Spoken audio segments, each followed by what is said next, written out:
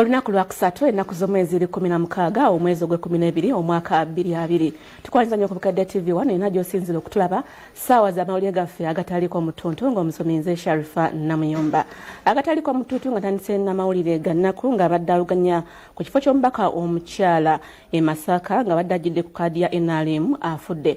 Omukyala ono ye Freda Kase Mubanda era ng'afiiridde mu ddwaliro e Nairobi gy'abadde amaze wiiki nnamba gye yaddusibwa ng'atawanyizibwa.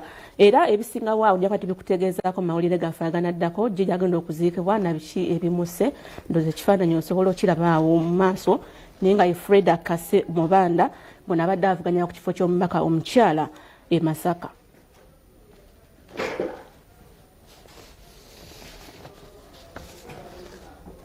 Kale katuyongereyo n'amalala agataliko mutuntu gyaba tubutuusaako byonna ebisinga waawo. Tandise n'abatembeeyi abakolera ku luguudo mu z'ekibuga Kampala bakisabye KCCA ebakkirize bakole mu biseera bino eby'ennaku enkulu.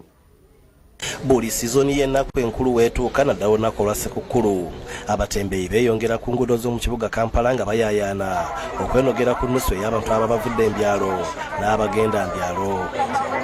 Bw'otuuka mu kibuga Kampala ku kiseera kino enguudo zonna ezifuluma ne ziyingira zijjuddeko abatembeeyi. Embeera eno ne KCCA tegiganyizza bw'etandise okujja ku nguudo ez'enjawulo ng'egobako abatembeeyi batazikolerako olw'okuleeta omujjuzo ng'ate n'abasinga obungi tebambadde masiki.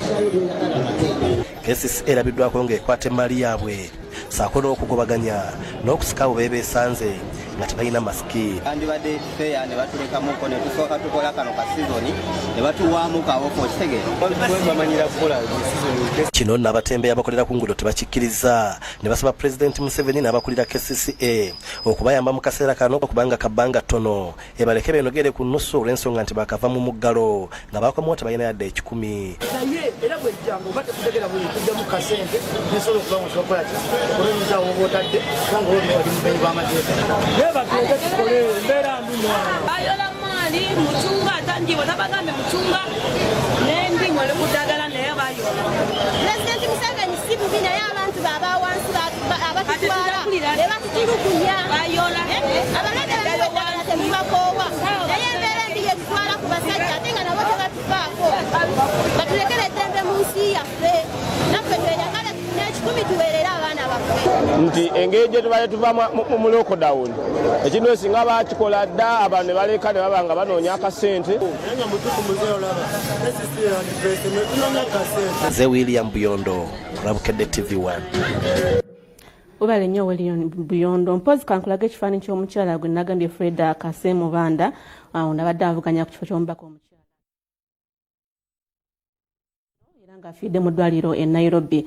Ono amaze wiiki nnamba gye yaddusibwa okufuna obujjanjabi. Ekifaananyi kyekyo omukyala omubaka abadde avuganya ku ky'omubaka omukyala e Masaka y'oyo Kase Mubanda. Kitalo nnyo. Ate mu malala ge tulina akasatiro kabadde mukono bawannyondo ba kkooti bwe bazinzeeko supermarket emu ne bawamba ebintu byonna ne babitika ku mmotoka lwa nsonga ya bbanja.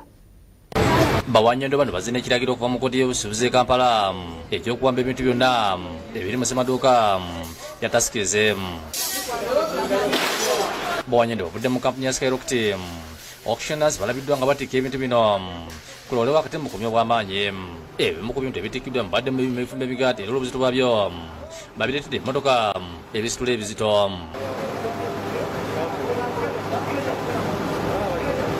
Poliisi eriko avuga bikutte nga bagezaako okubba ne basaka bangalirayo. Wadde bakiri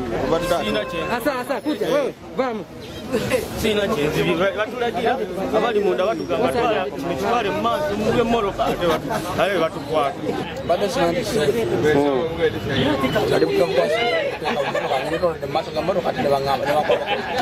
Ssente wa zoni y'abaagala basangibwa supermarket eno Alex Wokulira ategeeza nga bafunye essimu okuva ewadumira poliisi mukono okujja okuba nga bateeka ekiragiro kya kkooti mu nkola. Exercise eno egenda bulungi nga tekuli kweja kwegugunga babenga ekiragiro kya kkooti kiteereddwa mu nkola. Benjamin olw'okugala kwa ssemaduuka ono kubanga ebadde waniridde abantu bangi n'emirimu. Naye nannyini agambye ajja kugenda mu kkooti osanga bizinesi eyinza okukomawo naye nga ffe tukosezza bebadde yamba abatuuze baffe nga teri ku main wadde mu kuwamba ebintu bino waziwa abantu abalala okubadde Cosmas Muzonzo nga naye abangi obukadde 120 era nga yasooka okussayo omusango emyezi 5 egiyise. I'm demanding 120 million.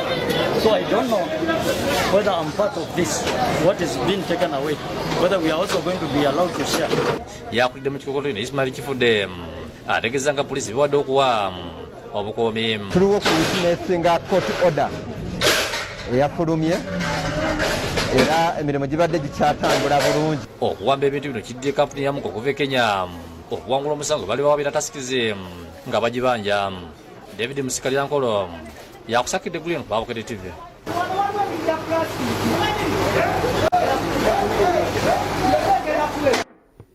Ate bba abakulembeze mu kibuga kya Fort Portal batendereza gavumenti olw'okubakolera enguudo ezitukana n'omutindo ky'ekibuga. Pulezidenti olunaku olwaleero agenda kutandika kuwenya akalulu mu Tolo sub-region olunaku olwaleero. Ekibuga kya Fort Portal kisangibwa mu district ya Kabarore mu Toro sub-region mu bugwanjuba bw'eggwanga. Fort Portal ekwata kyakubiri mu bibuga ebisinga obuyonjo mu Uganda nga gye buvuddeko kyafuliddwa ekibuga ky'ebyobulambuzi olw'enkizo gye kirina ku makumiro g'ebisolo agasangibwa mu bugwanjuba bw'eggwanga. Ebyenjigiriza mu kibuga kino nabyo byongedde okutinta nga kati ekibuga kyafunye ne University y'olukale ya Mountain of the Moon University egenda okutongozebwa President Museveni olunaku lwaleero. Eddwaliro lya Fort Portal Regional Referral Hospital erisinga obunene mu Toro sub-region era ng'akulira ebyemirimu mu ddwaliro lino Louis Muhinda atubulidde engeri ejjeriza eriyobula mu byobulamu n'eddala kwe lituuse. Laboratory yaffe tugiterezeza tutuuse ekiseera ne bagiwa accreditation. We have installed solar power. Kati abakulira eddwaliro lino bakubidde gavumenti omulango okubafunira ekyuma ekikebera ebitundu eby'omunda kikendeeze ku nsimbi ze basaasaanya nga basindika abalwadde Mbarara ne Kampala. Kuva eyo nga mu north eyo noyite Hoima n'ojja Kibaale n'ojja wano e Tooro n'ogenda e Kasese n'ogenda mpaka Kabale wano wonna tetuyinaawo CT scan. Amyuka town clerk w'ekibuga kino John Bosco Rusoke ayogedde ku nteekateeka ze balina ez'okutumbula ekibuga kyabwe kitukagane n'omutindo gw'eddagisa ekibuga. Twagala okupulaningira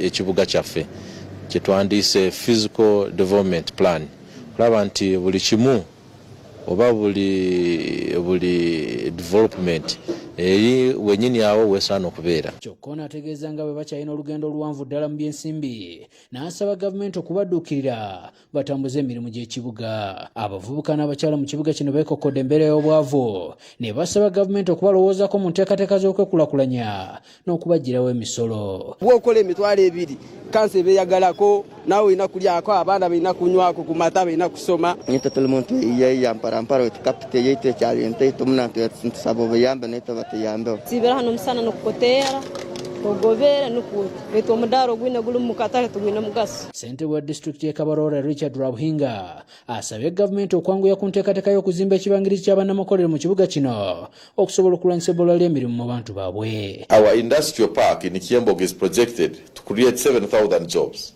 minimum, and this cuts across the semi-skilled, the unskilled and the skilled. Ssentebe era atendereza gavumenti olw'okukola ku nguudo eziwerako mu disitulikiti yaabwe kyagambye nti kyakwongera okutumbula ebyobusuubuzi mu kibuga kyabwe. Omukulembeze w'eggwanga agenda kubeera wano mu kibuga Fort Portal era ng'oluguudo ono agenda kuba aluggulawo bwana bazza okuwenja akalulu mu kifo kino. Ndi Julius Kafuluma neddewo Kyalugonza ku Lwabukede TV. Webale nnyo Julius Kafuluma neddewo Kyalugonza. Ate malala getulina mu mbozi yaffe ey'amanya amateeka olunaku lwali tukwetedde munnamateeka Nkunyingi Muwada ng'akubulira ku tteeka ly'okusuula akalulu.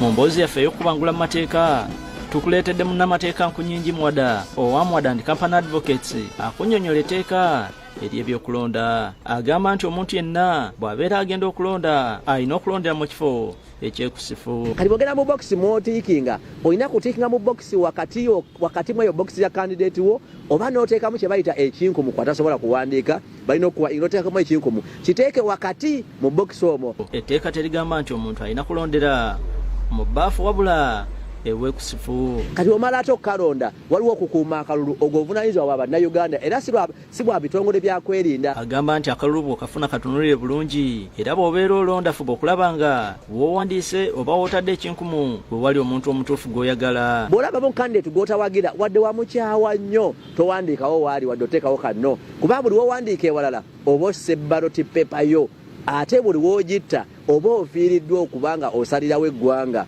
kuba akalulu ojja kukateekayo naye bakabale ng'akakoze eki ng'akafudde. omuntu waddembe okufuna omuntu gwe yeesize oba gwaze naye n'amuyambako mu kulonda. Mutebi Sulaiman yakusakidde gwere no kulwa Bukedde TV1. Katumulemu katono nnyo tukomewo n'ekitundu kyaffe ekyokubiri.